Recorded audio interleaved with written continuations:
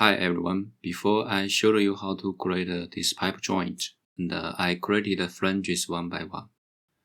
In this video, I'm going to show you how to create a flange once and duplicate it to the other side. Okay, let's get started.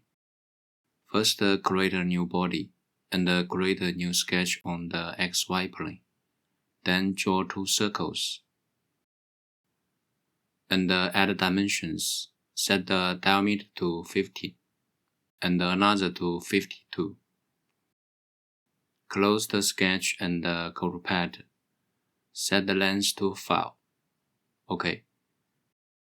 Next, create another sketch on the XY plane and draw a circle.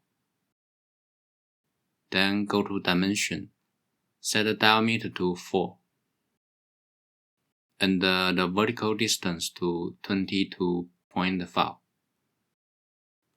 Then close the sketch and go to Pocket.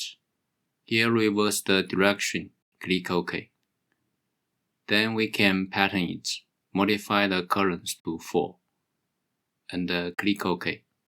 After that, let's duplicate the body and go to Edit, Duplicate Object, just click OK. Now select the body and go to Transform.